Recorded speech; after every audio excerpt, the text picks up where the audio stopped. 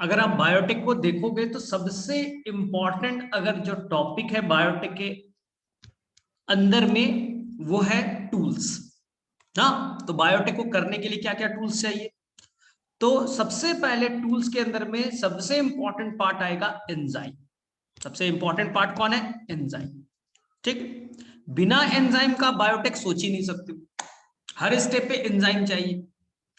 तो हम लोग क्या कर रहे हैं, एंजाइम को स्टेप वाइज पढ़ लेते हैं। तो सबसे पहला एंजाइम चाहिए लाइसिस एंजाइम, या इसे आप कह सकते हो लाइटिक एंजाइम, जिसके बारे में हमने पहले भी बात कर रखी। लाइटिक एंजाइम कहने का मतलब है कि देखो, सेल के अंदर डीएनए, ये तुम्हारा सेल वॉल है, ये आपका प्लाज्मा मेम्ब्रेन है, अंदर में साइटोप्लाज्म और अंदर में ये डीएनए। हाँ, तो सबसे पहले डीएनए को अगर बाहर निकालोगे, डीएनए को बाहर निकालोगे तभी तो कोई काम कर पाओगे ना। बिना डीएनए का तो बायोटेक तो चलेगा नहीं। तो सबसे पहले आपको डीएनए को आइसोलेट करना है। तो उसे आइसोलेट करने के लिए हमें स्पेशल एंजाइम चाहिए, जिसे हम लोग कहेंगे लाइटिक एंजाइम। डीएनए अगर बाहर निकल गया तो डीएनए को काटिएगा, काटने के लिए एंजाइम चाहिए ना। यहां पर जो मेन एंजाइम है, मेन जो एंजाइम है वो है आपका रिस्ट्रिक्शन इंडोन्यूक्लियस, जिसे आप शॉर्ट फॉर्म में आरई कहेंगे ना। जो मेन एंजाइम है ना, हम पढ़ेंगे एक्सोन्यूक्लियस होते हैं, इंडोन्यूक्लियस होते हैं। मेन जो होता है वो रिस्ट्रिक्शन इंडोन्यूक्लियस है, वो स्पेशल साइट से डीएनए को कट करेगा। तो मेन हमारा टॉपिक रिस्ट्रिक्शन इंडोन्यूक्लियस। तीसरा, ठीक है, डीएनए को आपस में जोड़ना है। आपने अपना जीन ऑफ इंटरेस्ट को निकाला, वेक्टर के साथ में आपको जोड़ना है, तो आपको एक एंजाइम चाहिए जिसके बारे में आपने रेप्लिकेशन में भी पढ़ा था, डीएनए लाइगेज, जो डीएनए को आपस में जोड़ने का काम करेगा। इसके अलावा हम लोग कुछ और स्पेशल एंजाइम की बात करेंगे। जैसे एक एंजाइम आएगा एल्कलाइन फॉस्फेटेज। एल्कलाइन फॉस्फेटेज क्या काम करेगा, हम डिटेल से पढ़ेंगे। Alkaline phosphatase. इसके अलावा अगर आप डीएनए लैब में ही बनाना चाहते हो, डीएनए लैब में ही बनाना चाहते हो ना, आपके पास में डीएनए ऑलरेडी है, डीएनए से ऑलरेडी डीएनए बनाना है ना, तो हमें चाहिए synthesising enzyme. Synthesising enzyme, synthesising enzyme. जैसे कि मुझे चाहिए डीएनए, डीएनए पॉलीमरेज। मेरे पास ऑलरेडी डीएनए है, मुझे डीएनए से डीएनए बनाना है, तो हमें क्या चाहिए बोलो, डीएनए पॉलीमरेज। याद करो, रेप्लिकेशन में पढ़ा है। ठीक है, अगर आपके पास आरएनए है, अगर आपके पास आरएनए है, आप चाहते हो उसे डीएनए बनाने के लिए, तो आप बना सकते हो ना। बोलो कौन सा एंजाइम चाहिए? Reverse transcriptase. आपके पास आरएनए है, आप चाहते हैं डीएनए में कन्वर्ट करना, तो बायोटेक में हमें डीएनए चाहिए भाई। लेकिन आपके पास सिर्फ डीएनए नहीं है, आरएनए है, तो यहां पास कौन सा चाहिए आपको? रिवर्स ट्रांसक्रिप्टेज एंजाइम की हेल्प से आप आरएनए से डीएनए में कन्वर्ट कर सकते हैं। लेकिन फिर से मैं बोल दूं, जो मेन एंजाइम है जिसपे हमें सिलेबस में फोकस करना है, वो है आपका लाइटिक एंजाइम, और दूसरा है रेस्ट्रिक्शन इंडोन्यूक्लियस, तीसरा है डीएनए लाइगेज। इस तीन पे आपको मेनली फोकस करना है ना, ये तीन पे मेनली फोकस करना है। तो अब डिटेल से पढ़ना स्टार्ट करते हैं। सबसे पहले आप देखो कि ये फ्लास्क है। इस फ्लास्क के अंदर में मान लो बच्चे लोग बैक्टीरिया है, ये बैक्टीरिया है, ये बैक्टीरिया है, ये बैक्टीरिया का सेल वॉल है। ठीक है, इसके अंदर में क्या है भाई? सेल मेम्ब्रेन, और इसके अंदर में क्या है? डीएनए। आपको बैक्टीरिया में से डीएनए निकालना है। कैसे निकालोगे? बिना डीएनए का तो कोई प्रोसेस तो होगा नहीं। तो सबसे पहले आपको बैक्टीरिया के सेल वॉल को तोड़ना है। बैक्टीरिया का सेल वॉल कुछ म्यूरिन या पेप्टिडोग्लाइकन से बने होते हैं। याद करो सेल वाला चैप्टर, बैक्टीरिया का सेल वॉल म्यूरिन या पेप्टिडोग्लाइकन से बना होता है। तो अगर हम लोग यहां पे एक एंजाइम यूज करते हैं लाइसोजाइम, लाइसोजाइम, तो बैक्टीरिया का सेल वॉल टूट सकता है। बैक्टीरिया का सेल देखो टूट सकता है, टूट सकता है, बैक्टीरिया का सेल वॉल टूट जाएगा। लेकिन अब हमें सेल मेम्ब्रेन को तोड़ना है। ठीक है, तो इसके बाद में सेल वॉल के बाद में क्या होगा? सेल मेम्ब्रेन होगा। सेल मेम्ब्रेन किससे बना होता है? Phospholipid bilayer. तो यहां पर आप लाइपेज एंजाइम यूज कर सकते हैं, लाइपेज, जैसे कि लिपिड टूट जाए। इसके अलावा यहाँ प्रोटीन होगा, प्रोटीएज यूज कर सकते हैं, जिससे कि मेम्ब्रेन भी बर्स्ट हो जाए, टूट जाए, तभी तो अंदर से डीएनए निकलेगा, तभी तो अंदर में से डीएनए आइसोलेट कर पाइएगा ना। तो हमने सेल वॉल को तोड़ा, प्लाज्मा मेम्ब्रेन को तोड़ा, बर्स्ट किया, डिग्रेड किया, उसके बाद में डीएनए को निकाला। तो हमने तोड़ करके डीएनए को निकाला, इसीलिए हम इसे कहेंगे लाइटिक एंजाइम, लाइटिक एंजाइम। अब सेकंड बताइए, अगर यहां पर बैक्टीरिया का सेल नहीं है, अगर यहां फंगस का सेल है, तो बताइए क्या होगा।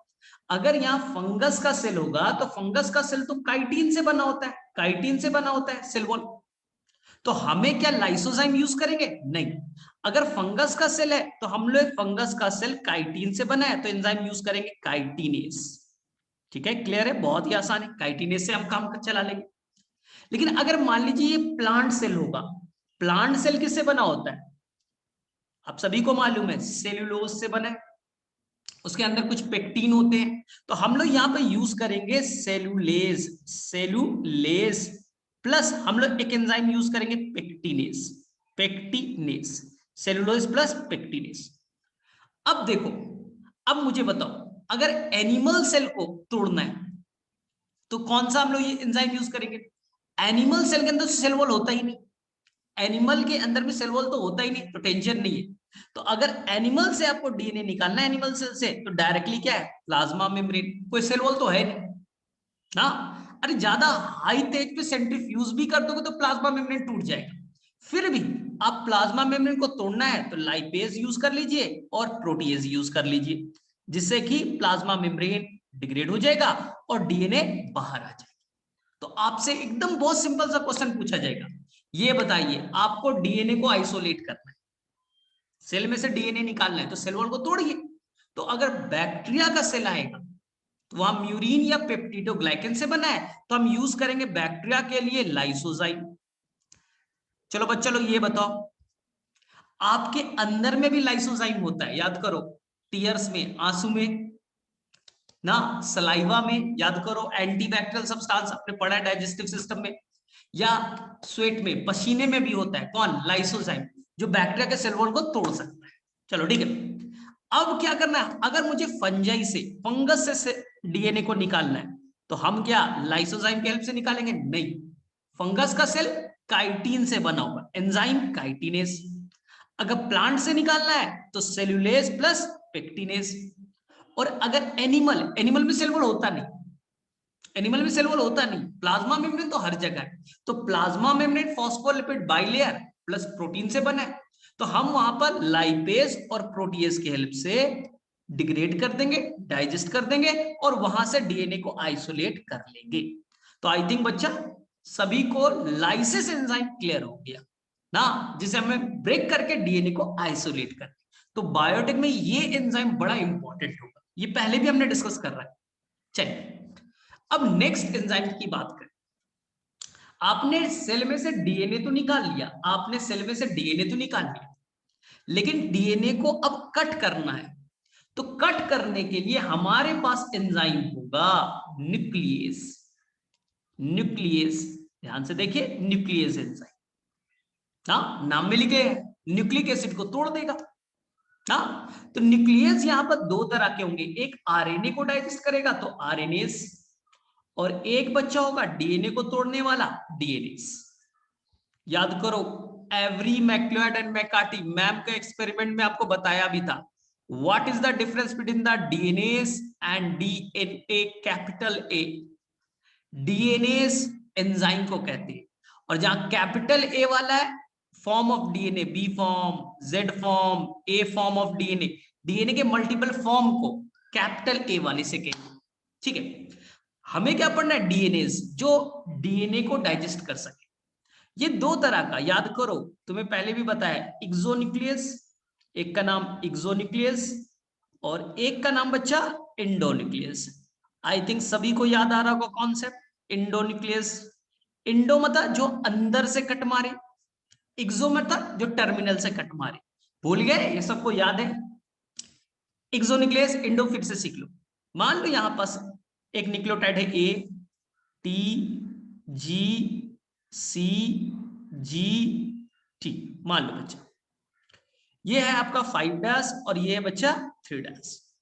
दूसरा स्टैंड कॉम्प्लीमेंट्री होगा, यहां पास होगा टी, यहां पास होगा ए, यहां पास होगा सी, यहां पास होगा जी ना, यहां पर होगा सी, यहां पर होगा ए, यहां पर 5' और यहां 3'। आपस में हाइड्रोजन बॉन्ड से जुड़े। ठीक है, आपको अच्छे से आता है। एक्सोन्यूक्लियस क्या करेगा, टर्मिनल न्यूक्लियोटाइड को काटेगा।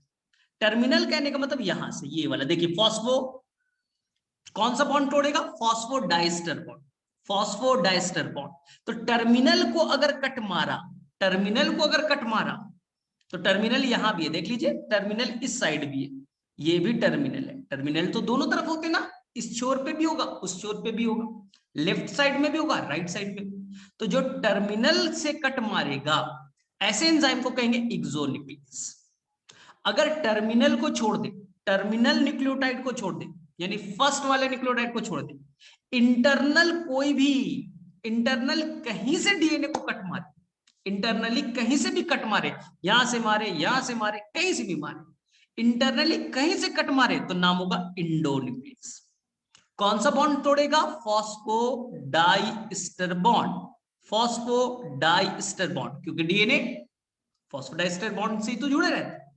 तो मेरे से एक्सो और इंडो में किसी बच्चे को कंफ्यूजन नहीं है। टर्मिनल पे कट मारा, टर्मिनल न्यूक्लियोटाइड को मारा, एक्सोन्यूक्लियस, जैसे येलो वाले से दिखाया है, येलो वाले से, ये एक्सोन्यूक्लियस, टर्मिनल से मारा टर्मिनल न्यूक्लियोटाइड को, और इंटरनली कहीं से मारा इंडो। हमें क्या करना है, एक स्पेशल इंडोन्यूक्लियस पढ़ना है जिसका नाम है रिस्ट्रिक्शन इंडोन्यूक्लियस। अब समझो हमारा टॉपिक क्या है, स्पेशल एक इंडोन्यूक्लियस पढ़ना है। स्पेशल कहने का मतलब है वो इंटरनली तो कट मारेगा, लेकिन इंटरनली वो रैंडम कट नहीं मारेगा, वो स्पेशल साइट पे कट मारेगा, इसलिए उसे कहेंगे रिस्ट्रिक्शन इंडोन्यूक्लियस। ध्यान से सुनना, वो स्पेशल डीएनए के सीक्वेंस पे ही केवल कट मारेगा, ऐसा नहीं इंडो कहीं से भी कट मारता, इंटरनली कहीं से कट मारता ना इंडोन्यूक्लियस। रिस्ट्रिक्शन इंडोन्यूक्लियस बोलेगा नहीं, मैं स्पेशल साइट पे कट मारूंगा। स्पेशल साइट को हम लोग कहते हैं रिकॉग्निशन साइट, रिकॉग्निशन साइट, या इसी को हम लोग कहेंगे रिस्ट्रिक्शन साइट। अगर वो स्पेशल साइट एब्सेंट है तो ये एंजाइम वहां कट नहीं मार पाएगा, वहां एंजाइम कट नहीं मार पाएगा, जिसे हम थोड़े देर में इस restriction site, special recognition site को हम लोग एक नाम से जानेंगे, पैलिंड्रोमिक सीक्वेंस। पैलिंड्रोमिक सीक्वेंस है, बहुत सारे लोग जानते हैं, हम लोग डिटेल से पढ़ेंगे पैलिंड्रोमिक सीक्वेंस।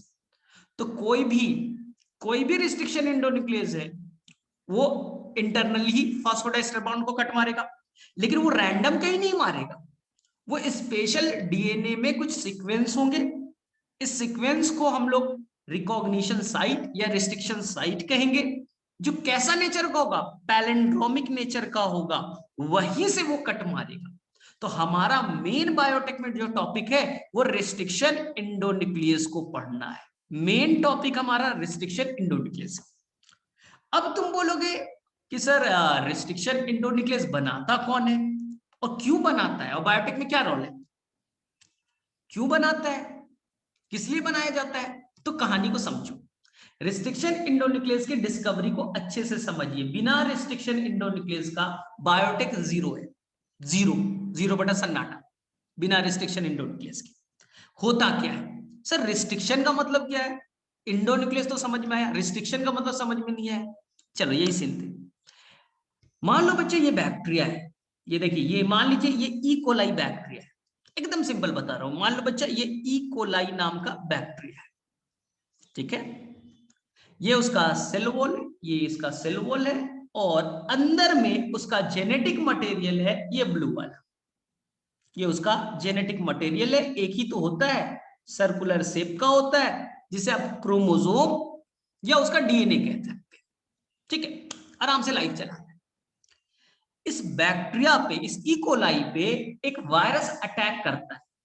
जो वायरस बैक्टीरिया पे अटैक करेगा, याद करो, अब सभी को अच्छे से बता रखा है, इसका नाम होगा बैक्टीरियोफेज। बैक्टीरियोफेज, फेज का मतलब होता है ईटर, खाने वाला, जैसे नाम सुनते हो मैक्रोफेज, फेज मतलब खाने वाला। बैक्टीरियोफेज, बैक्टीरिया को खाने वाला। तो बैक्टीरियोफेज क्या है? एक वायरस है, ये बैक्टीरिया पे अटैक करेगा। और इसका जो जेनेटिक मटेरियल है, जिसे आप कहते हो डीएनए, याद करो हर्शी एंड चेस के एक्सपेरिमेंट में मैंने आपको बहुत अच्छे से बताया था कि ये प्रूफ हुआ था कि जो बैक्टीरियोफेज है उसका डीएनए जो है वही पार्ट इंटर करता है कहां? बैक्टीरिया के अंदर। और ये डीएनए वहां जाने के बाद में अपने कॉपीज बनाएगा, यानी कि वो क्या करेगा? पूरे सेल को हाईजैक कर लेगा। यानी पूरा जो इकोलाई है वो होस्ट है, उसको हाईजैक कर लेगा। वहां के आरएनए को, वहां के राइबोसोम को, वहां के सारे मशीनरी को यूज करेगा और वहां जाकर के अपने ढेर सारे कॉपीज बनाएगा, वहां अपने ढेर सारे कॉपीज बनाएगा। देखिए, वहां जाने के बाद में अपने डीएनए को इंसर्ट किया और वहां जाने के बाद में अपने ढेर सारे कॉपीज बनाने में बिजी हो गया। देख लीजिए, ढेर सारे कॉपीज बनाए ना। इसके बाद क्या करेगा? वो बैक्टीरिया के मेन डीएनए को भी डाइजेस्ट करेगा, बैक्टीरिया के मेन डीएनए को भी काट देगा। यानी ओवरऑल पूरी तरह से बैक्टीरियोफेज ने होस्ट को, बैक्टीरिया को क्या कर लिया? हाईजैक कर लिया। वहां के सारे मशीन को अपने लिए यूज कर रहा है, अपना कॉपीज बना रहा है, बैक्टीरिया का डीएनए को भी तोड़ दिया। और धीरे धीरे एक टाइम आएगा कि बैक्टीरिया को मार देगा, बैक्टीरिया ही मर जाएगा। देख लो, बैक्टीरिया ही किल हो जाएगा, बैक्टीरिया का सेल वॉल टूट गया और बैक्टीरियोफाज मस्त बाहर रिलीज हो गया। हाँ, तो इसी तरह से वायरस काम अपना करते हैं। आपको तो मालूम है ऑब्लिगेट पैरासाइट होता है, अपने पास तो राइबोसोम है नहीं तो प्रोटीन कैसे बनाएगा ना। तो ये क्या करेगा? होस्ट के अंदर इंटर किया, वहां के राइबोसोम को यूज किया, वहां का प्रोटीन बनाया, वहां के आरएनए को यूज किया, पूरा मशीनरी को यूज किया अपने कॉपीज बनाने, प्रोपागेट करने में। मल्टीपल कॉपीज बनाया, बैक्टीरिया को मारा, बाहर आ गया। अब ये बेचारा इकोलाई परेशान हो गया, ये बैक्टीरिया बेचारा परेशान हो गया। क्यों? फॉरेन से, बाहर से कोई डीएनए आता है ना, इस सेल को हाईजैक करता है, अपने कॉपीज बनाता है और मार देता है। इसी से बचने के लिए, ध्यान से सुनना, इसी से बचने के लिए, इसी बैक्टीरियोफाज से बचने के लिए बैक्टीरिया ने अपने डिफेंस में, बैक्टीरिया ने अपने डिफेंस में कुछ स्पेशल एंजाइम बनाए। ध्यान से सुनना, बैक्टीरिया ने अपने आप को वायरस से बचाने के लिए अपने डिफेंस में कुछ एंजाइम्स बनाए, E1 और E2, E1 और E2। ये E1 E2 क्या है मैं बता रहा हूं। इसी में एक एंजाइम का नाम पड़ेगा रिस्ट्रिक्शन इंडोन्यूक्लियेज। ये कैसे काम करेगा? ध्यान से सुनो, बड़ा इंटरेस्टिंग कहानी है और बड़ा इंपॉर्टेंट है, हिस्ट्री वाला पार्ट। देखिए इस बार क्या हुआ, ये आपका इकोलाई बैक्टीरिया, ये उसका मेन डीएनए, ये उसका मेन डीएनए, ठीक है। इसे मालूम है, इसे मालूम है कि मेरे ऊपर में कौन आएगा? वायरस आने वाला है, वायरस का डीएनए आएगा, फॉरेन डीएनए आएगा। वो क्या करेगा? अपनी कॉपीज बनाएगा और मुझे परेशान करेगा, मुझे किल करेगा। इसलिए उसने अपने डिफेंस में, अपने डिफेंस में इसने बनाए दो तरह के एंजाइम। एक का नाम दिया E1, एक का नाम दिया E2। ध्यान से सुनना, एक का नाम E1, एक का नाम E2 ना। मान लीजिए बच्चा, मान लीजिए जो E2 एंजाइम है इसी का नाम है रिस्ट्रिक्शन इंडोन्यूक्लियस, रिस्ट्रिक्शन इंडोन्यूक्लियस। इसका क्या नाम है? Restriction endonuclease. क्या करेगा? ध्यान से सुनना, अब ये वेट कर रहा है, आने दो बैक्टीरियोफाज, आने दो, इस बार बदला लिया जाता है, बैक्टीरियोफेज को आने दो।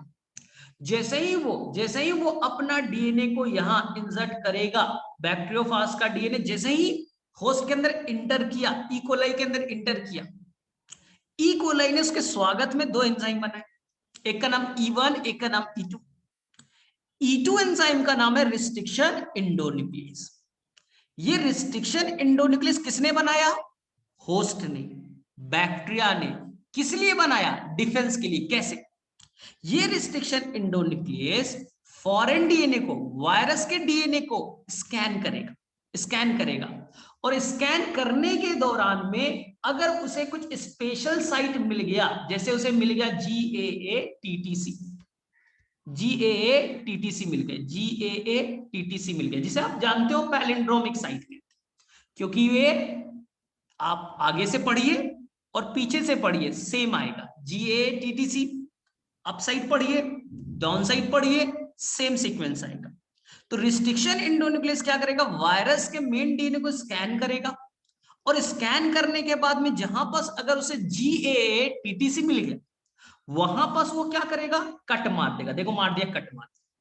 मान लो एक जगह और GATTC मिला, वहां भी कट मार दिया, एक जगह और मिला, वहां भी कट मार दिया। तो वायरस के डीएनए के टुकड़े टुकड़े हो गए, छोटे छोटे सेगमेंट में कन्वर्ट हो गया। तो अगर वायरस का डीएनए ही अगर पूरी तरह से टूट जाएगा, रप्चर हो जाएगा, खत्म हो जाएगा, तो क्या यहां वो प्रोपगेट करेगा, क्या अपना कॉपीज बनाएगा, क्या होस्ट को नुकसान पहुंचाएगा? तो हमने क्या किया, रिस्ट्रिक्शन एंडोन्यूक्लियस के हेल्प से वायरस के डीएनए को काट दिया, वायरस की ग्रोथ को रिस्ट्रिक्ट कर दिया, इसलिए नाम पड़ा रिस्ट्रिक्शन एंडोन्यूक्लियस। रिस्ट्रिक्शन का मतलब क्या हुआ, हमने वायरस के ग्रोथ को रिस्ट्रिक्ट कर दिया, उसके डीएनए को ही काट दिया ना, रैंडम नहीं काटा, स्पेशल पूरे डीएनए को स्कैन किया, और उस डीएनए में कुछ स्पेशल जगह मिले, जिस जगह को आप पैलिंड्रोमिक कहते हैं।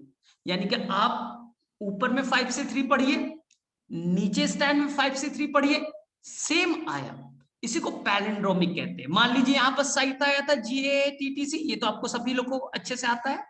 दूसरे जगह पे भी आया GATTC, वहां पर स्कैन किया, पहचाना और कट मार दिया। मान लो 10 जगह मिले GATTC, कट मार दिया, 10 टुकड़े बन गए, वायरस का डीएनए ही टूट गया, रप्चर हो गया, खत्म। लेकिन प्रॉब्लम बच्चा ये है कि बैक्टीरिया का मेन डीएनए में भी तो GATTC कहीं ना कहीं होगा। अरे डीएनए, मैंने बोला रिस्ट्रिक्शन एंडोन्यूक्लियस किसको काटता है, तो बोलते हैं कि वो डीएनए का वो पार्ट जहां पर GATTC है, पैलिंड्रोमिक साइट, वहां कट मार देगा। तो बैक्टीरिया के अपने मेन डीएनए में भी तो वो साइट होगा, उससे भी डर है। मान लो यहां पास भी GATTC है, यहां पास भी GATTC है, यहां भी कट मार देगा, तो अपना डीएनए भी तो रप्चर हो जाएगा।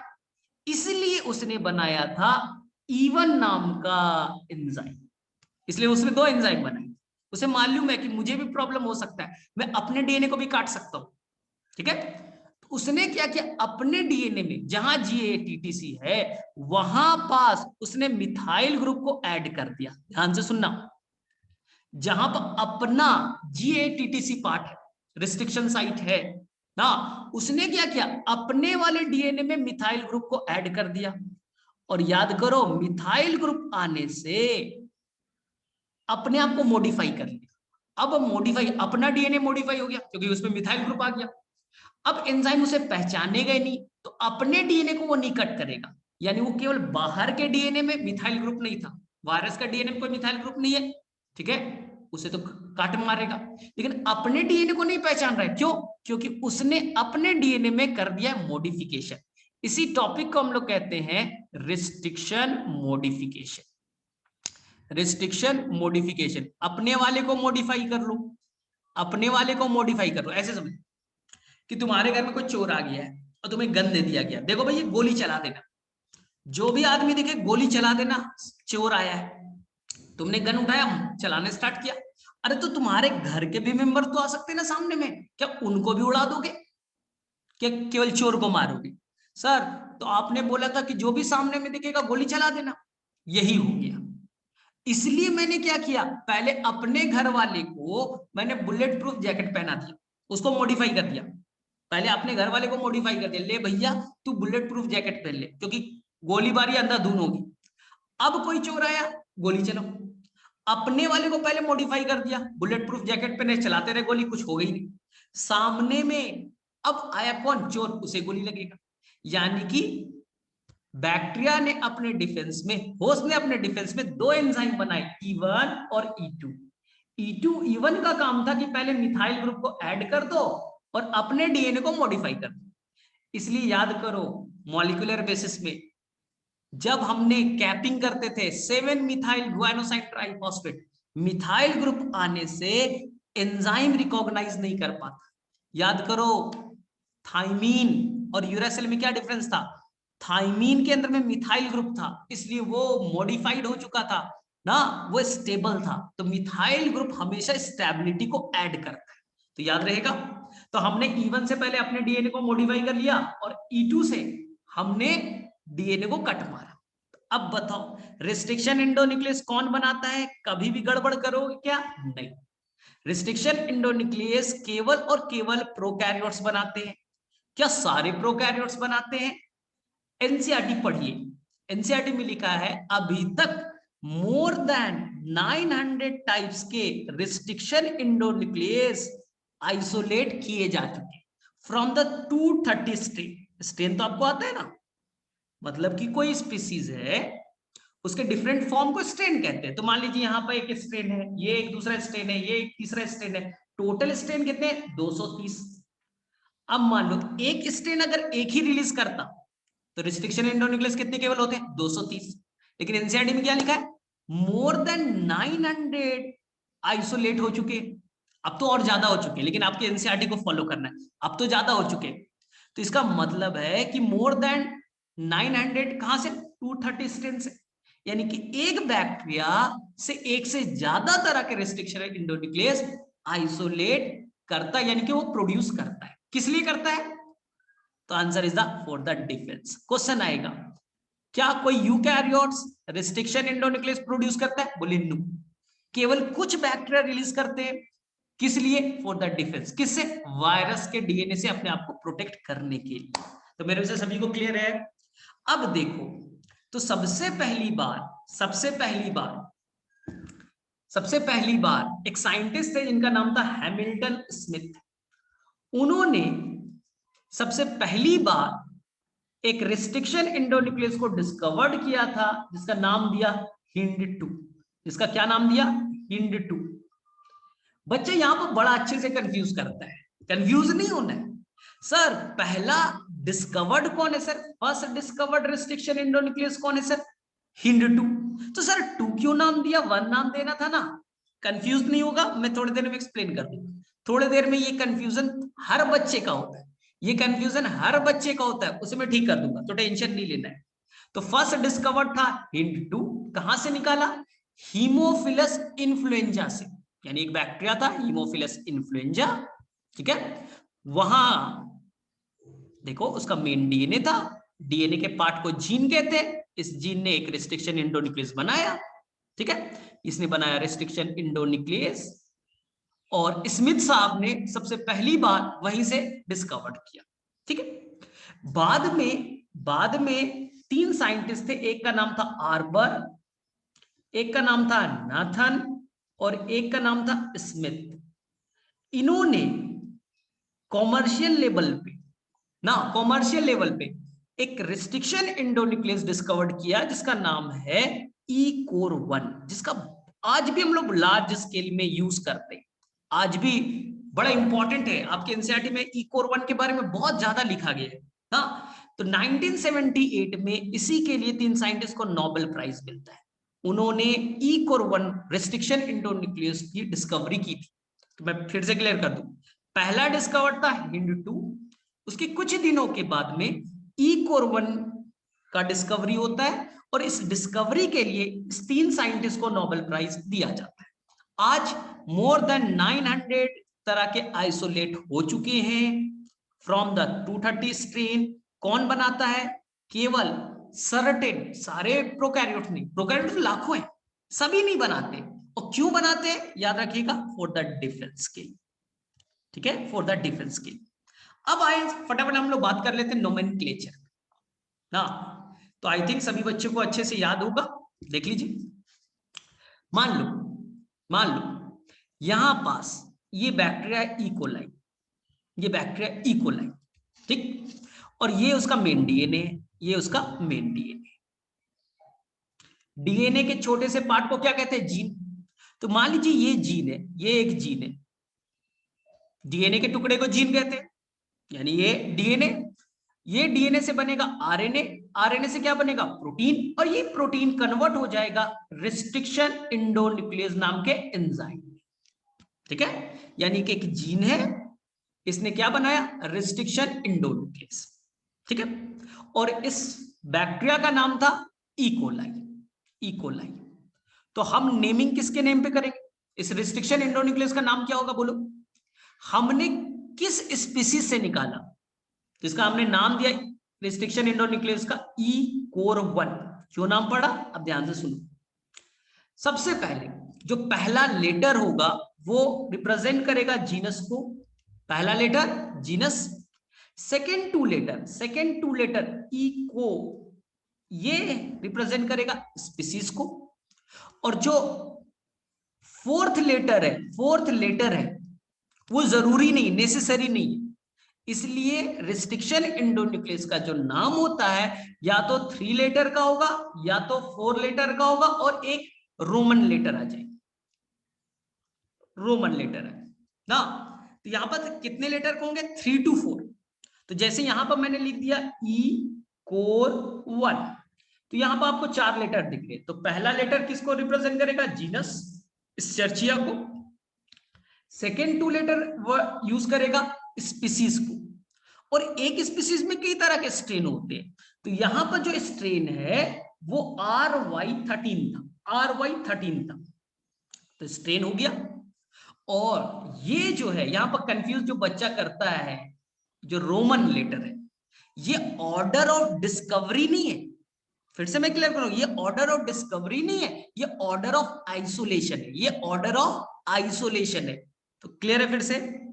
फिर से मैं बता रहा हूं, मान लो ये दूसरा है, एक एंजाइम, दूसरा जीन है, इसने क्या बनाया, दूसरा रिस्ट्रिक्शन इंडोन्यूक्लियस बनाया, साइंटिस्ट ने इसे आइसोलेट कर दिया, बाहर निकाला, तो इसका नाम देना पड़ेगा ई कोर 2, नाम देना पड़ेगा बच्चा ई कोर 2। बाद में फिर से एक साइंटिस्ट को एक और एंजाइम मिला, उसने यहां से आइसोलेट कर लिया, तो ये नाम पड़ा ई कोर 3, यानी कि जिसे आपने सबसे पहली बार आइसोलेट करके निकाला ई कोर 1, उसके बाद जिसे निकाला ई कोर 2, उसके बाद निकाला ई कोर 3, बाद में निकाला ई कोर 5, और बाद में निकाला ई कोर 5, ई कोर 4, ई कोर 5, इसी तरह से नेमिंग हम लोग देंगे। ठीक है, तो ई कोर 5 का क्या मतलब हुआ, सबसे पहले लेटर क्या हो गया आपका, जीनस, सेकेंड 2 लेटर क्या हो गया, स्पीसीज, फिर फोर्थ लेटर क्या हो गया, स्ट्रेन। ये नेसेसरी नहीं है, कुछ जगह पे आप पढ़ोगे समावन, हेथरी ना, कई जगह पे स्ट्रेन लिखने की भी जरूरत नहीं पड़ती ना। और जो ये रोमन लेटर है वो ऑर्डर ऑफ डिस्कवरी नहीं है, ऑर्डर ऑफ आइसोलेशन है। यही पास से बच्चा गड़बड़ कर देता है, तभी उसे लगता है सर हिंड 2 क्यों नाम पड़ा, जबकि सबसे पहली बार डिस्कवर्ड हुआ था। यही पर बच्चा गड़बड़ करता है। तो ध्यान से सुनो, ध्यान से सुनिएगा इस बार। हिंड 2 की कहानी आप सुनो। हिंड 2 का हुआ क्या था, यहां देखो, ये एक बैक्टीरिया है हीमोफिलस इन्फ्लुएंजा, हीमोफिलस इन्फ्लुएंजा, ये उसका डीएनए, ये उसका डीएनए। साइंटिस्ट ने यहां पर देखा कि कोई जीन है, जीन से क्या बनेगा, जीन से एमआरएनए, एमआरएनए से प्रोटीन, प्रोटीन से एंजाइम, और ये एंजाइम एक बना, ये एक एंजाइम बना, मान लो ये एक एंजाइम बन गया E1, ठीक है, एंजाइम बना E1।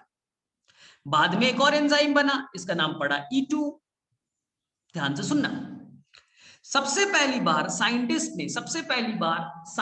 ने एक एंजाइम यहां देखा कि एक हीमोफिलस इन्फ्लुएंजा नाम के बैक्टीरिया में एक एंजाइम पाया गया, तो उन्होंने सबसे पहली बार इसे डिस्कवर्ड कर लिया। ठीक है, अब ध्यान से सुनना, लेकिन एंजाइम तो डिस्कवर्ड हो गया, लेकिन वो प्योर फॉर्म में आइसोलेट नहीं हो पा रहा था। हमने देख तो पहले ही लिया कि ये E1 एक एंजाइम है, अंदर में पाया जाता है, लेकिन प्योर फॉर्म में वो आइसोलेट ही नहीं हो पा रहा है। इसके आइसोलेशन में लग गया बच्चों लोग 5 years, 5 साल तो इसे आइसोलेट करने में लग गए, 5 साल। उससे पहले साइंटिस्ट ने एक दूसरे एंजाइम को आइसोलेट कर दिया, यानी कि पहला वाला जो एंजाइम हमने पहले देखा वो आइसोलेट हो ही नहीं रहा था प्योर फॉर्म में। उससे पहले साइंटिस्ट ने यहां से एक दूसरा एंजाइम आइसोलेट कर दिया, तो उसका नाम पड़ गया HIND1। उसका नाम क्या पड़ गया, HIND1, क्योंकि वो सबसे पहली बार आइसोलेट हो गया प्योर फॉर्म में। और ये भाई साहब डिस्कवर्ड तो पहले हो चुके थे, लेकिन प्योर फॉर्म में आइसोलेट ही नहीं हो रहा है, तो इसका नाम पड़ा HIND2। अब कोई कंफ्यूजन नहीं है ना, अरे डिस्कवर्ड तो यही हुआ था पहले, साइंटिस्ट को पहले तो यही मिल गया था, लेकिन आइसोलेशन का प्रॉब्लम था, प्योर फॉर्म में आइसोलेट ही नहीं हो रहा है। तो आइसोलेशन का नंबर कितना हुआ? सेकेंड।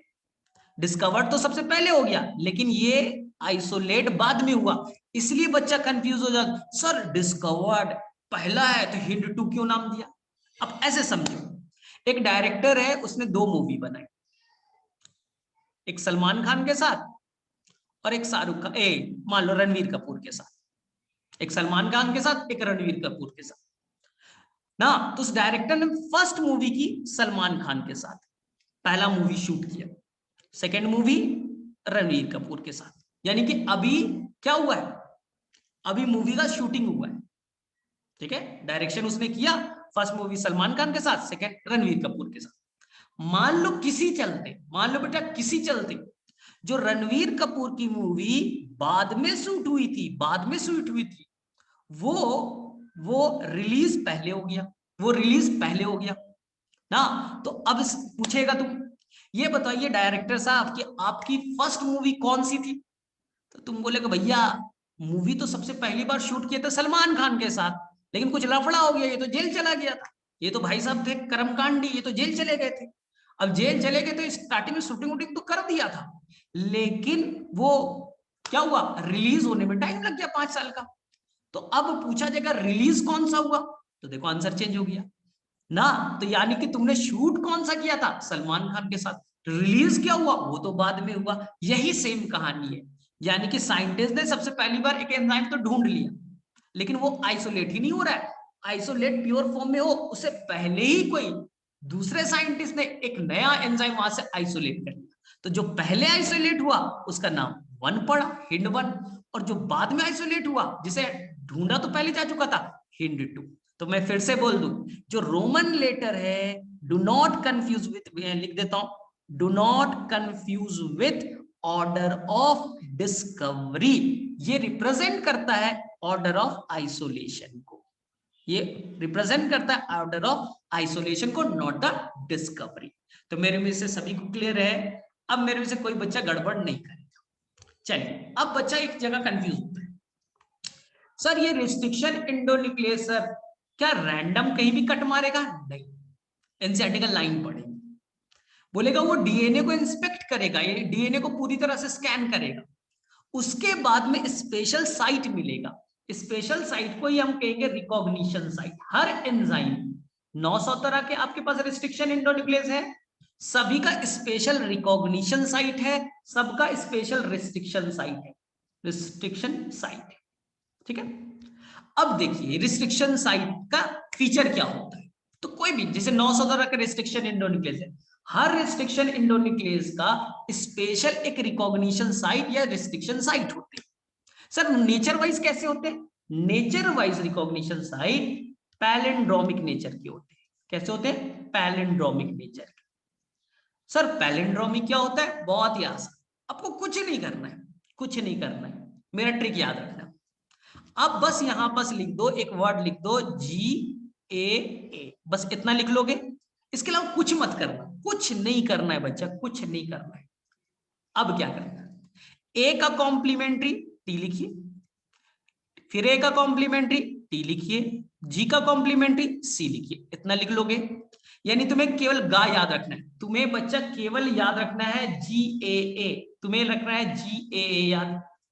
कॉम्प्लीमेंट्री बना दीजिए, ए का टी, जी का सी, लिख दिया। अब दूसरा स्टैंड कैसा होता है? पहला स्टैंड का 5 से 3 तुम्हें मालूम है, तो दूसरा स्टैंड जो 5 से 3 होगा कैसा होगा? कॉम्प्लीमेंट्री नेचर का। तो यहां पर सी का जी, टी का ए, टी का ए का टी, जी का सी। अब पढ़िए, फटाफट पढ़िए।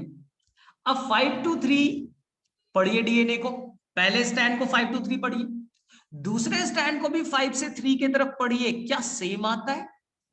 तो उल्टा सीधा सेम सब, सीधा पढ़िए उल्टा पढ़िए दोनों में। लेकिन एक चीज बच्चा गड़बड़ क्या करता है, पहले स्टैंड का 5 से 3 अगर पढ़िएगा तो दूसरे स्टैंड का भी 5 से 3 पढ़िएगा, 3 से 5 मत पढ़ दीजिएगा। पहले स्टैंड का 5 से 3 पढ़ा तो दूसरे का भी 5 से 3 पढ़िए, अगर सेम सीक्वेंस आ गया तो आप इसे पैलिंड्रोमिक कहिएगा। पैलिंड्रोमिक पहचानना बच्चों का खेल होता है, आपको समझा देता हूं, आपको कुछ नहीं करना है, पैलिंड्रोमिक बनाना है ना, तो पैलिंड्रोमिक बनाना बहुत आसान है। आप यहाँ पर क्या लिखा, चलो मान लो बेटा ए लिखा, ए लिखा, ठीक है, सी लिखा, जी लिखा, चलो ए सी जी टी भी लिख दिया, आपकी मर्जी, मैंने कोई रट्टा नहीं मारा है। अब आप कुछ मत करो बच्चा, ये टी है ना, इसका कॉम्प्लीमेंट्री लिख दो ए, फिर यहाँ पर जी है ना, इसका कॉम्प्लीमेंट्री लिख दो सी, यहाँ पर सी है तो यहाँ पर लिख दो जी, और यहाँ पर ए है तो यहाँ पर लिख दीजिए टी। इतना लिख दोगे, बस कॉम्प्लीमेंट्री लिखना है, कुछ नहीं करना है, कुछ नहीं करना है। फिर से बता देता हूं, यहाँ पर टी लिखा तो यहाँ ए लिखता, यहाँ जी है तो यहाँ सी लिखा, सी है तो यहाँ जी लिखा, ए है तो यहाँ टी लिखा, ये आपने 5 से 3 लिख दिया। दूसरा स्टैंड आप सभी को मालूम है, दूसरा स्टैंड कॉम्प्लीमेंट्री होता है, यानी कि यहां पास एंटी पैरेलल बना दो पहले, दूसरा स्टैंड एंटी पैरेलल 5 से 3 होगा ना, इधर ये इधर, ठीक है। अब दूसरा स्टैंड कॉम्प्लीमेंट्री बना दो, टी का ए, जी का सी का जी, ए का टी का ए, जी का सी का जी, ए का टी। अब पढ़ के देख लो, पढ़ के देख लो फटाफट, कुछ नहीं करना था, ए सी जी टी, ठीक है। यहां पर क्या पढ़ा था, ए सी जी टी, ए सी जी टी, देखिए यहां पर भी सेम आ गया, ए सी जी टी, ए सी जी टी, सेम आ गया, सेम आ गया, तो सेम आ गया, तो इसी को तो हम लोग कहते हैं पैलिंड्रोमिक। सेम आ गया तो इसी को तो हम लोग कहते हैं पैलिंड्रोमिक। तो कोई भी गड़बड़ नहीं करना है, आपको एग्जाम पेपर में आएगा पहचानने के लिए कौन सा डीएनए पैलिंड्रोमिक है, आसानी से पहचान लेना। देखो ऑप्शन नंबर 1, इसमें तुम बताना क्या ये पैलिंड्रोमिक है, यस या नो में बताना। यहां पर लिखा C T A C, ji C T C, क्या ये पैलिंड्रोमिक है, हाँ या ना में बताइएगा ना। चलो सेकेंड ऑप्शन दे रहा हूं, पहले एक ही स्टैंड लिख के दे रहा हूं, दूसरा स्टैंड बनाने की भी जरूरत नहीं है, ट्रिक हमें मालूम है। G T A C, C T A जी, क्या दूसरा डीएनए पैलिंड्रोमिक है, सी G T A T G सी, ठीक है। चलिए चौथा बनाना, जी ए ए टी टी सी। आपको विद इन सेकेंड कैसे पहचानोगे, विद इन सेकेंड कैसे पहचानोगे, ध्यान से देखो, आपको कुछ नहीं करना है, आपको यहां पर सी है तो इसका कॉम्प्लीमेंट्री जी करेक्ट, ए का कॉम्प्लीमेंट्री टी होना चाहिए था, इनकरेक्ट, बस खत्म। बीच से ब्रेक करो, ए 1 2 3 4 5 6 7 8 है ना, बीच से कट करो, कॉम्प्लीमेंट्री चेक करो, सी का कॉम्प्लीमेंट्री जी होना चाहिए था, गलत, सी का कॉम्प्लीमेंट्री सी बना दिया। चलो आगे देखे, ए का टी तो ठीक है, टी का ए ठीक है, जी का जी ये गलत है, यानी कि पैलिंड्रोमिक वाला नेचर मैच नहीं कर रहा है। चलो अब फिर से देखो, यहां ऐसे ही गलत हो गया, 1 2 3 4 5 6 7, जब भी पैलिंड्रोमिक सीक्वेंस होगा वो तो या तो 4 लेटर का होगा, या तो 6 होंगे, या तो 8 होगा, वो ऑड नंबर हो ही नहीं सकता, वो तो इवन नंबर पे, ऑड नंबर तो हो ही नहीं सकता। यहाँ पर ऑड है, पहले ही से गलत हो, पहले ही से गलत हो गया। जब भी होगा पैलिंड्रोमिक डीएनए वो इवन नंबर में होंगे, या तो 4 बेस पेयर का होगा, या तो 6 होंगे, या तो 8 होगा। फोर्थ देख लो, यहाँ पर ए का टी, देखो पहले 6 लेटर थे, बीच से काट दिया, ए का टी, ए का टी, ठीक है, और यहाँ पर जी का सी, हो गया खत्म ना। तो पैलिंड्रोमिक समझना बहुत ही आसान। अब चलो नेक्स्ट पार्ट, जो रिस्ट्रिक्शन एंडोन्यूक्लियस है, काम करने के तरीके पे दो तरीके, रिस्ट्रिक्शन एंडोन्यूक्लियस दो तरीके से काम कर सकते हैं, ध्यान से सुनना, बड़ा इंपॉर्टेंट है। सबसे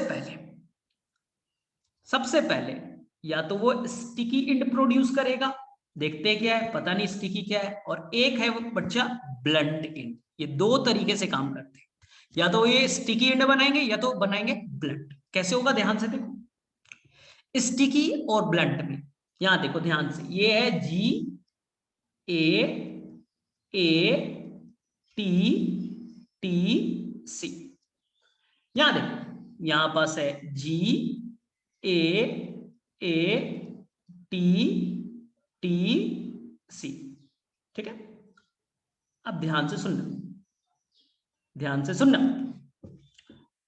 अब देखो यहां पास मान लेते हैं, मान लो तो सी सी सी, तो क्या होगा बोलो, सी का कॉम्प्लीमेंट्री जी, सी का कॉम्प्लीमेंट्री जी, सी का कॉम्प्लीमेंट्री जी। इधर क्या बनेगा बोलो, सी सी सी जी जी जी। पढ़ के देखो, इधर इधर एक समान, ठीक है। अब देखो डीएनए रिस्ट्रिक्शन एंजाइम दो तरह के। सबसे पहले रिस्ट्रिक्शन एंजाइम कैसे कट मारेगा, तो यहां पर देखिए आपको यहां पर मिल गया ना 6 बेस पेयर। अब यहां से जो 6 बेस पेयर है उसके सेंटर को नोट करो, सेंटर कौन है, यहां पर 3 है, यहां 3 है 6, तो यहां पर सेंटर हो जाएगा लगभग ना। अब देखो रिस्ट्रिक्शन एंडोन्यूक्लियस पूरे डीएनए को स्कैन किया, उसे मिल गया क्या, पैलिंड्रोमिक साइट मिल गया GATTC, ठीक है। मान लो ये ई कोर 1 एंजाइम, कौन सा एंजाइम है, ई कोर 1। ई कोर 1 एंजाइम आया, पूरे डीएनए को स्कैन किया और उसे मिल गया अपना रिस्ट्रिक्शन साइट। क्या है इसका रिस्ट्रिक्शन साइट, GATTC।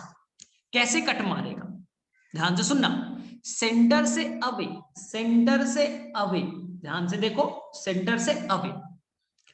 जी और ए के बीच में, जी और ए के बीच में फॉस्फोडाइस्टर बॉन्ड को कट मारा, फॉस्फोडाइस्टर बॉन्ड को कट मारा, सेंटर से अवे, देखो सेंटर से दूर चल रहा है। दूसरे स्टैंड के सेम दो नाइट्रोजनस बेस के बीच, पहले में किसके बीच कट मारा था बोलो, जी और ए के बीच, तो दूसरे में भी सेम जी और ए के बीच में ही कट मारेगा ना।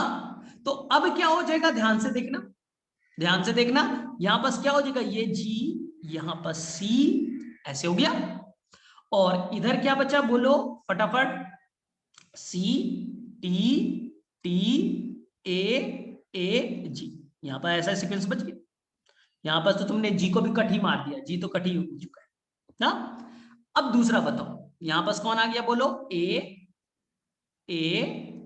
टी टी सी, और इधर क्या आ गया बोलो, जी। ऐसे ही कट मारा ना, यानी देखो मैं सिंपल बता रहा हूं, यहां से ऐसे मारा, हाइड्रोजन बॉन्ड तो अपने आप टूट जाएगी, हाइड्रोजन बॉन्ड को कोई कट करने की जरूरत नहीं एंजाइम की, वो केवल फॉस्फोडाइस्टर बॉन्ड को कट मारेगा।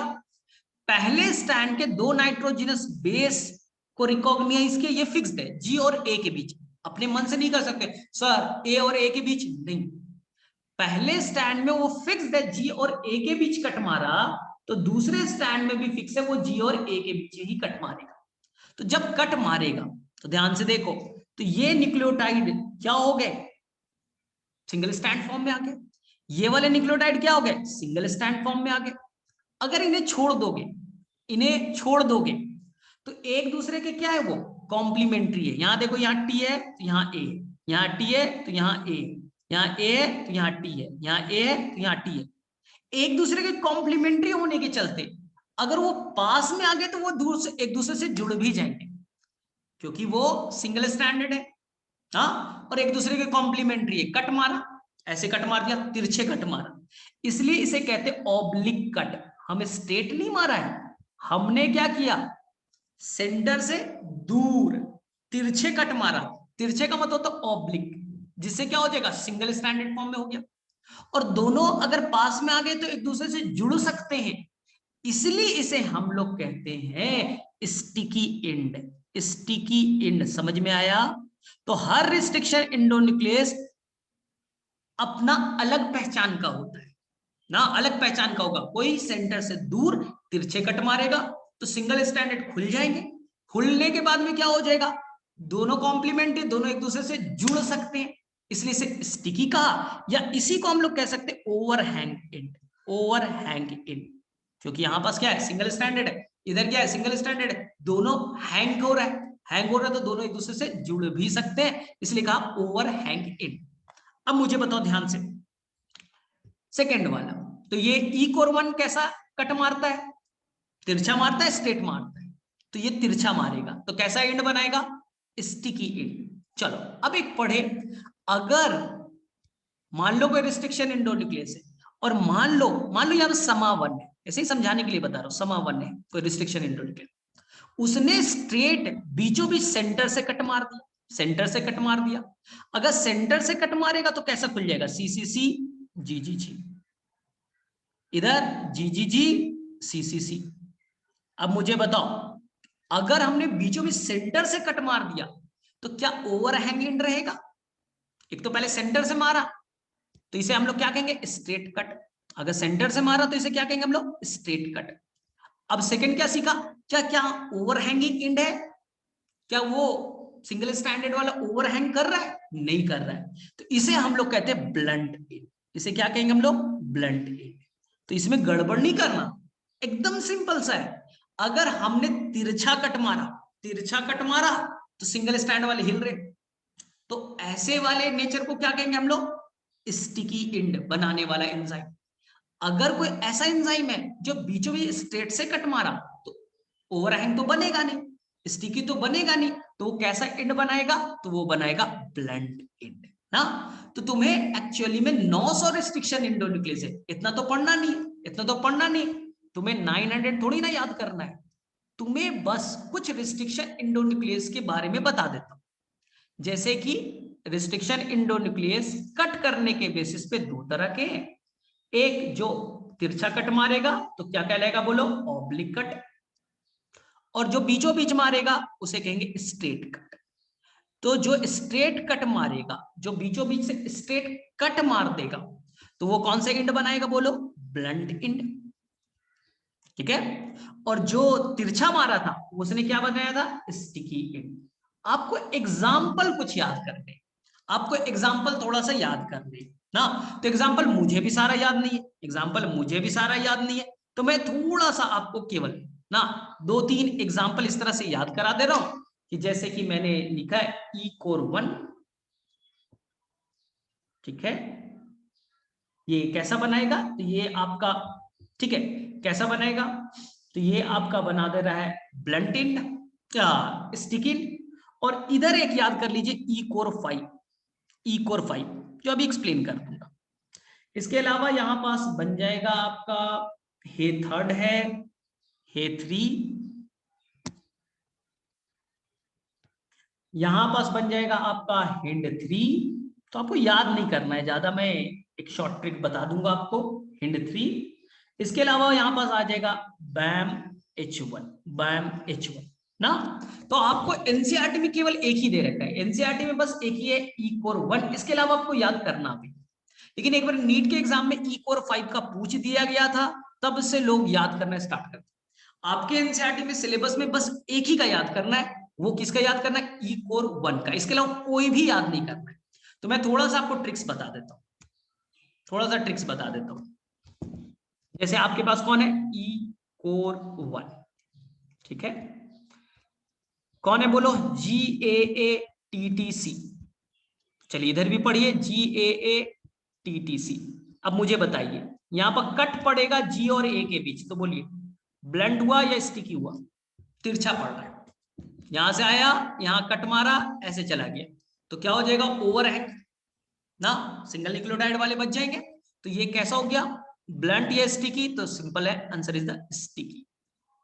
ठीक है, इसी तरह से 2-3 आप और याद कर लीजिए, जैसे कि मेरे पास में है हिंड 3 का, हिंड 3 का है, याद करा दे रहा हूं आपको। आपको बस याद करना है AAG, बस, अब कुछ करना ही नहीं।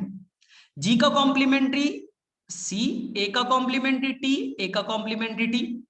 दूसरा स्टैंड खुद से बना लीजिएगा, टी का कॉम्प्लीमेंट्री ए, टी का कॉम्प्लीमेंट्री ए, सी का जी, जी का सी, ए का टी, ए का टी।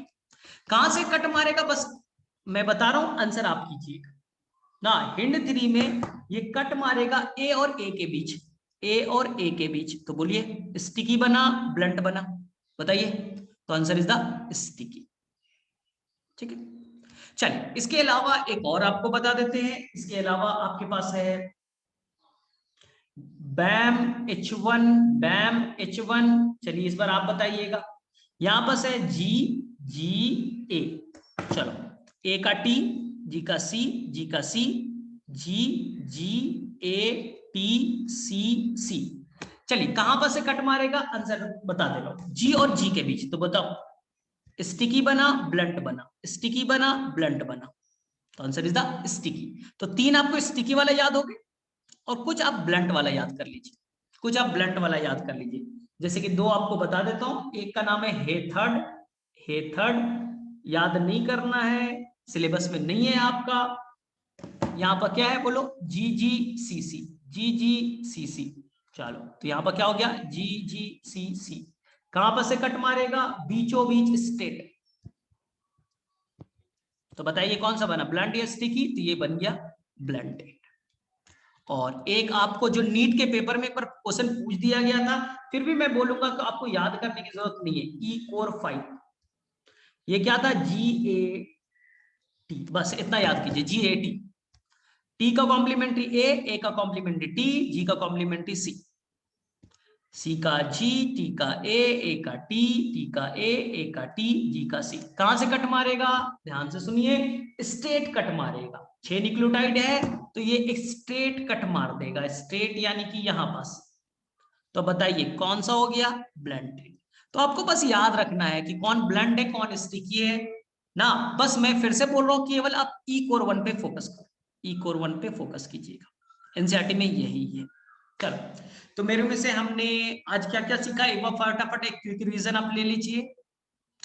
आज हमने मेन टॉपिक पढ़ा कौन सा, रिस्ट्रिक्शन एंजाइम। तो एक हमने पढ़ा लाइटिक एंजाइम, लाइटिक एंजाइम जो सेल को तोड़ने में हेल्प करेगा। दूसरा डीएनए को काटने के लिए रिस्ट्रिक्शन एंडोन्यूक्लियस। रिस्ट्रिक्शन एंडोन्यूक्लियस कौन प्रोड्यूस करता है, प्रोकैरियोट्स। ठीक है, अभी तक कितने डिस्कवर्ड आइसोलेट हो चुके हैं, मोर देन 900। कितने स्ट्रेन से, 230 स्ट्रेन से। फर्स्ट डिस्कवर्ड कौन है, हिंड 2। 2 का मतलब क्या है, do not confuse with discovery, it is a order of isolation. आर्बरनाथन और स्मिथ को क्यों नोबेल प्राइज दिया गया, डिस्कवरी ऑफ E-Core 1। ठीक है, किस लिए बनाता है रिस्ट्रिक्शन एंडोन्यूक्लियस, डिफेंस सिस्टम के लिए। तो अपने डीएनए को क्यों नहीं काटता, क्योंकि अपने डीएनए में मिथाइल ट्रांसफेरेज एंजाइम के से मिथाइल को ट्रांसफर कर लेता है। रिस्ट्रिक्शन मॉडिफिकेशन, अपने आप को मॉडिफाई कर लेता है ना, अपने आप में मिथाइल ग्रुप को ऐड कर लिया, जैसे अपने आप को मॉडिफाई कर लिया। क्लियर है। नोमेनक्लेचर में कितने लेटर, 3 to 4 लेटर और एक रोमन लेटर। ठीक है, इसके अलावा कितने बेस पेयर का रिस्ट्रिक्शन एंडोन्यूक्लियस, या तो 4 या तो 6 या तो 8 बेस पेयर का। ठीक है, अब मेरे में से कोई गड़बड़ नहीं होगा। इसके अलावा आपको लाइगेस, डीएनए लाइगेस के बारे में अच्छे से मालूम है। डीएनए लाइगेस क्या करेगा, 2 डीएनए को आपस में जोड़ने में हेल्प करेगा। हाँ, ये आपका मान लो प्लाज्मीड, आपने कट मारा, ये खुल गया। अब इसको आपने मान लिया जीन ऑफ इंटरेस्ट है, इसके साथ जोड़ना है, तो कैसे यूज कीजिएगा, तो आप यहाँ पे एक एंजाइम यूज कीजिएगा, डीएनए लाइगेस। डीएनए लाइगेस, एक इंडियन साइंटिस्ट थे जिन्होंने इस एंजाइम को पहली बार ढूंढा था। तो ये वेक्टर का डीएनए, ये आपका मेन डीएनए, दोनों को आपस में जोड़ दिया और ये बन गया आपका रिकॉम्बिनेंट डीएनए या बन गया काइमेरिक डीएनए। याद कीजिए, आपको बहुत अच्छे से सब बता रखा है, काइमेरिक डीएनए। तो 2 डिफरेंट डीएनए को आपस में जोड़ना है, उसके लिए एंजाइम कौन सा चाहिए, डीएनए लाइगेस। लेकिन लास्ट वन, एक मैंने आपको बोला था जो आपके सिलेबस में तो नहीं है, alkaline phosphatase. Alkaline phosphatase enzyme ये क्या करेगा, अल्कलाइन फॉस्फेटेस एंजाइम ये क्या काम करेगा, ध्यान से देखो। ये डीएनए है, ये आपने, ये डीएनए सर्कुलर, आपने रिस्ट्रिक्शन एंजाइम से कट मारा, डीएनए खुल गया। ध्यान से देखना, जब खुलेगा तो 5' पे क्या होगा, फॉस्फेट, 3' पे क्या होगा, OH। अब बताओ इधर क्या होगा, 3' पे OH और इधर क्या होगा, 5' पे फॉस्फेट। देखो जैसे ही खुला, जैसे ही खुलेगा तो ये वापस से जुड़ भी तो सकता है, रीसर्कुलर भी तो हो सकता है। ये डीएनए कट मारा, खुल गया, तो वापस से यहाँ पर 5' है, यहाँ 3' है, तो दोनों आपस में जुड़ तो जाएंगे ना, रीसर्कुलर फिर से तो हो जाएगा। लेकिन हमें तो चाहिए कि जीन ऑफ इंटरेस्ट किसमें जोड़ना है। अरे जीन ऑफ इंटरेस्ट अभी डाला ही है, उससे पहले ही ये वेक्टर का डीएनए खुला, कट हुआ, वापस से जुड़ गया, फायदा क्या होगा। इसलिए हम एक एंजाइम यूज करेंगे, एल्कलाइन फॉस्फेटेस। वो क्या करेगा, यहां से फॉस्फेट ग्रुप को रिमूव कर देगा। ध्यान से देखो, यहां से फॉस्फेट ग्रुप को रिमूव कर दिया, यहां से फॉस्फेट ग्रुप को रिमूव कर दिया। अगर फॉस्फेट ग्रुप ही रिमूव हो गया तो क्या वापस से रीसर्कुलाइज होगा? क्या वापस ये जुड़ेंगे? नहीं जुड़ेंगे, क्योंकि मैंने दोनों तरफ से तो फॉस्फेट ग्रुप को हटा दिया, आपस में रीसर्कुलाइज तो होगा नहीं। तो प्रॉब्लम है कि जब आप अपना डीएनए डालोगे तो फिर कैसे जुड़ेगा? अपना जीन ऑफ इंटरेस्ट डाल दिया तो अपने वेक्टर के साथ कैसे जुड़ेगा, क्योंकि फॉस्फेट तो है नहीं। तो यहां पास एक एंजाइम यूज कर देंगे हम लोग, काइनेस। काइनेस क्या जोड़ देगा? यहां पास फॉस्फेट जोड़ देगा, फॉस्फेट जोड़ देगा, और मेन डीएनए का, अब हो सकता है मेन डीएनए जाकर के उसमें अटैच हो जाए। तो फॉस्फेट को हटाने के लिए हमने एक एंजाइम यूज किया था, अल्कलाइन फॉस्फेटेस। बाद में वहां पर फिर से फॉस्फेट जोड़ना है तो एंजाइम एक यूज करेंगे, काइनेस। तो चलो, आज का टॉपिक मेरे में से एंजाइम वाला समझ में आना चाहिए। लाइटिक एंजाइम किस लिए यूज किया, ठीक है। रिस्ट्रिक्शन एंडोन्यूक्लियस की पूरी डिस्कवरी पूरा डिटेल से मैंने बताया। ऑब्लिक कट क्या होगा, स्ट्रेट कट क्या होगा, ब्लंट एंड क्या बनेगा, स्टिकी एंड बनेगा, पहली बार किसने ढूंढा, डीएनए को क्या रैंडम कट मारेगा या स्पेशल साइट से कट मारेगा, एक्सोन्यूक्लियस क्या होता है या इंडोन्यूक्लियस क्या होता है, ठीक है। तो हम लोग नेक्स्ट क्लास में वेक्टर के बारे में पढ़ेंगे। चलो ठीक है।